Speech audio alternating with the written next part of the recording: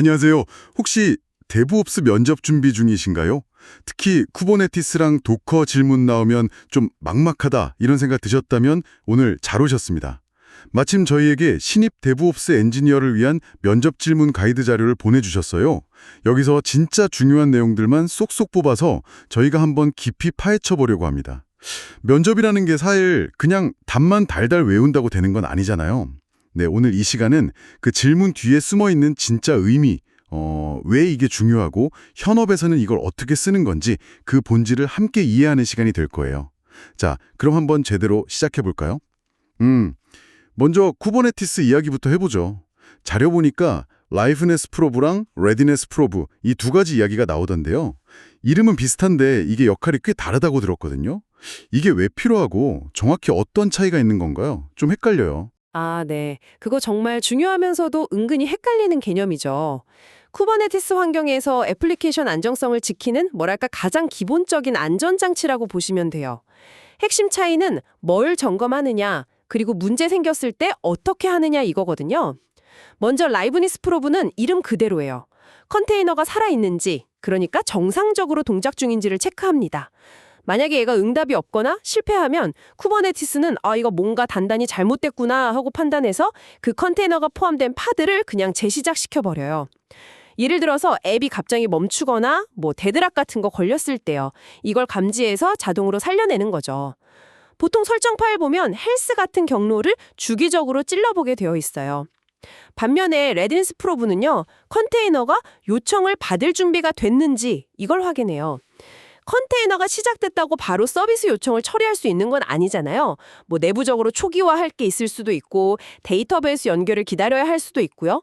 이때 레디니스 프로브가 실패하면 쿠버네티스는 아직 준비 안 됐네? 하고 판단해서 해당 파드를 서비스, 그러니까 로드 밸런서 같은 데서 잠깐 빼놔요. 트래픽을 안 보내는 거죠. 그러다가 이제 프로브가 성공하면 준비 다 됐구나 하고 다시 서비스에 포함시켜서 트래픽을 보내기 시작하고요. 보통 레디 같은 경로를 쓰고 앱 시작하고 좀 기다렸다가 검사 시작하라고 이니셜 딜레이 세컨즈 같은 옵션도 주고요. 아하, 그렇군요. 그러니까 라이브니스는 약간 심폐소생술 느낌이네요.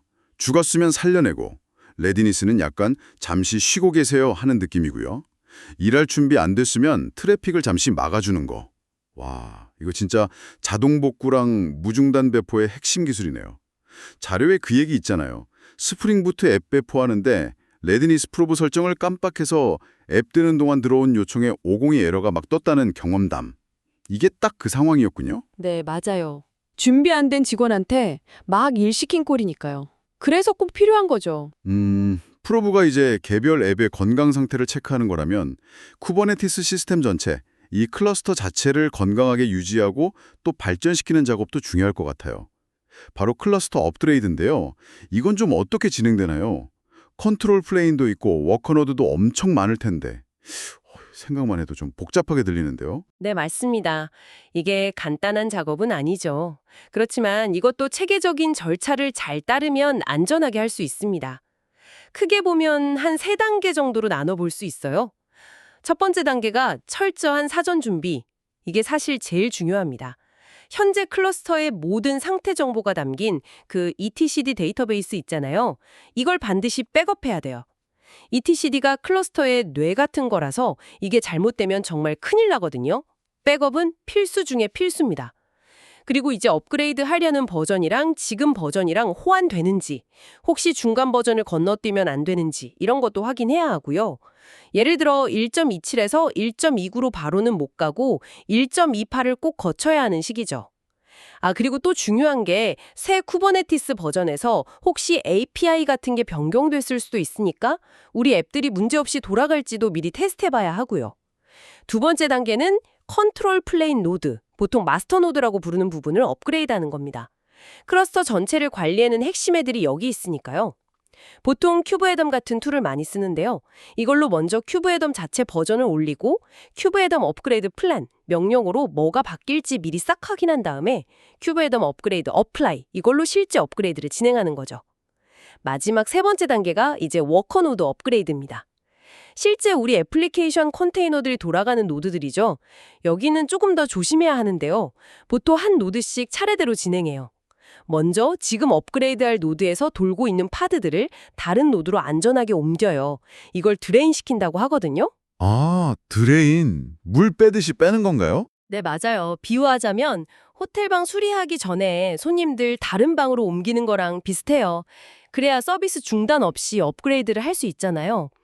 파드가 다 옮겨가면 그 워커 노드의 큐블렛이라고 노드 관리하는 애랑 큐브 컨트롤 명령어 도구 버전을 컨트롤 플레인이란 똑같이 맞춰서 업그레이드 하고요. 업그레이드 끝나면 다시 이 노드에 새로운 파드가 들어올 수 있도록 언콜던이라는 명령을 쳐줍니다. 이 과정을 모든 워커 노드에 대해서 반복하는 거죠. 와, 단계별로 정말 이유가 다 있네요. 특히 그 첫 단계, 사전 준비에서 etcd 백업을 그렇게 강조하시는 거 보니까 진짜 중요하군요. 컨트롤 플레인이라는 뇌를 수술하기 전에 만약을 대비하는 보험 같은 거네요. 자료에서도 그 미니큐브, 로컬 테스트용 쿠버네티스죠. 그걸로 연습하면서 백업 중요성을 깨달았다고 하던데 실제 운영 환경에서는 정말 목숨 걸고 해야겠네요. 블루그린 배포나 클러스터 API 같은 더 고급 기법도 언급되던데 이건 아마 더 규모가 크거나 정말 잠깐의 중단도 허용 안 되는 서비스에서 쓰는 방법이겠죠? 네, 그런 경우에 고려해 볼 수 있는 좀 더 발전된 전략들이죠.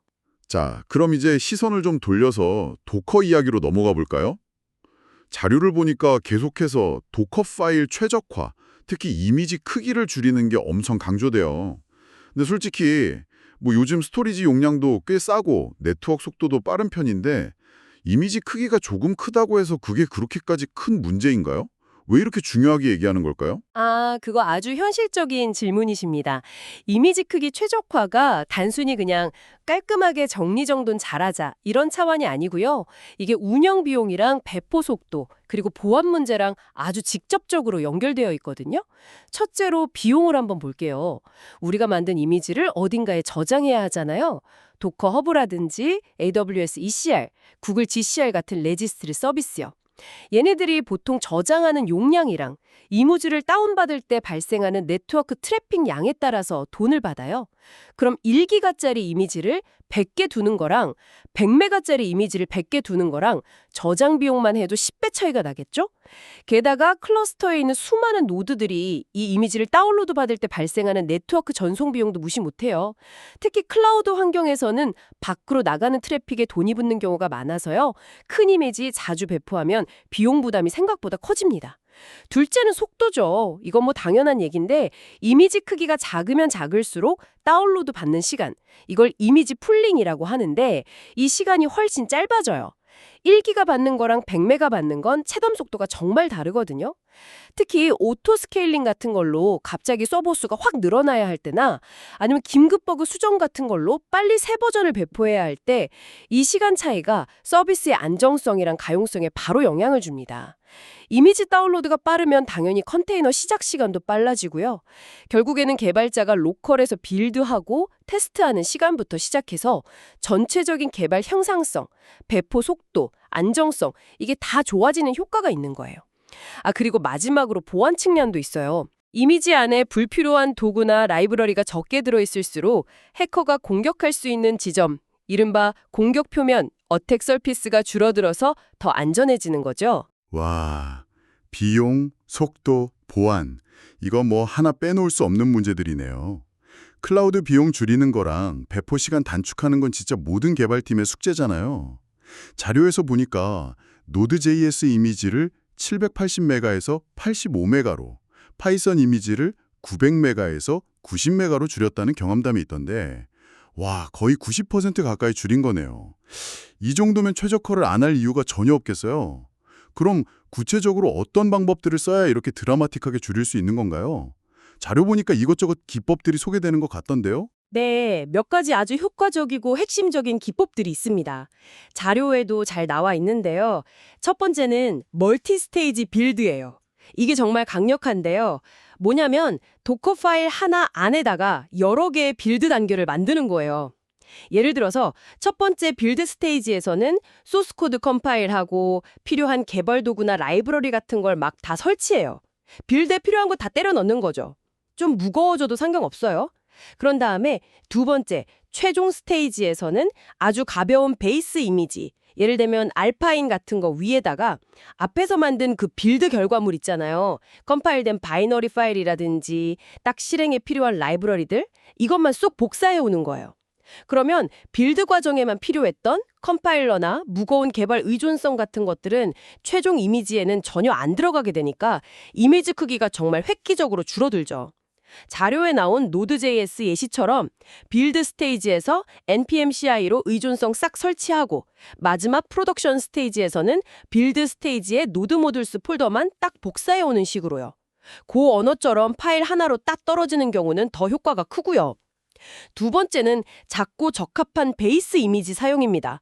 우리가 흔히 쓰는 우분투 같은 범용 OS 이미지는 이것저것 많이 들어있어서 편리하긴 한데 크기가 꽤 커요. 보통 수백 메가 정도 하죠. 대신에 알파앤 리눅스 이미지 같은 경우는 정말 필수적인 것만 딱 들어있어서 크기가 5메가 정도밖에 안 해요. 엄청 작죠. 그래서 요즘 많은 언어 공식 이미지들도 보면 노드 18 대시 알파인, 파이썬 3.1 대시 알파인 이런 식으로 알파인 기반 버전을 따로 제공하잖아요. 아, 근데 아까 잠깐 얘기 나왔지만 알파인은 그 표준 C 라이브러리 GLIBC가 아니라 뮤슬 라이브 C 써서 아주 가끔 호환성 문제가 있을 수도 있다. 이 점은 좀 주의하겠네요. 네, 맞아요. 아주 드물지만 그런 경우가 있을 수 있어서 사용하기 전에 우리 애플리케이션이랑 잘 맞는지 확인해 보는 게 좋죠. 더 나아가서 구글에서 만든 디스트롤레스 이미지라는 것도 있어요. 이건 아예 쉘이나 앱트 같은 패키지 매니저조차 없이 그냥 딱 애플리케이션 실행에 필요한 런타임이랑 라이브러리만 들어있는 거예요. 보안에는 더 유리하고 크기도 더 작죠. 마지막으로 스크래치라는 것도 있는데 이건 그냥 아예 텅 빈 0바이트짜리 이미지예요. 고처럼 정적 바이너리, 그러니까 다른 거 없이 파일 하나만으로 실행 가능한 결과물을 만드는 언어는 이 스크래치 이미지에다가 실행 파일 하나만 딱 복사해서 정말 몇 메가바이트짜리 초경량 이미지를 만들 수도 있어요. 그리고 세 번째가 레이어 개념 이해 및 최적화입니다. 도커 이미지가 사실 한 덩어리가 아니고요. 여러 개의 읽기 전용 레이어가 겹겹이 쌓여있는 구조거든요. 도커 파일에 우리가 쓰는 명령어들 있잖아요. from, run, copy 이런 거. 이런 명령어 하나하나가 기본적으로 레이어 하나를 만들어요. 마치 투명 필름을 한 장씩 겹쳐서 그림을 완성하는 거랑 비슷하다고 생각하시면 좀 이해가 쉬우실 거예요. 레이어가 겹쳐진 구조다. 그게 이미지 크기나 빌드 속도 최적화랑 구체적으로 어떤 관계가 있는 거죠? 그냥 순서대로 쭉 쌓이는 거 아닌가요? 아, 이게 아주 중요한 포인트인데요. 이 레이어 구조 덕분에 더커가 빌드 캐시라는 아주 강력한 기능을 제공해요.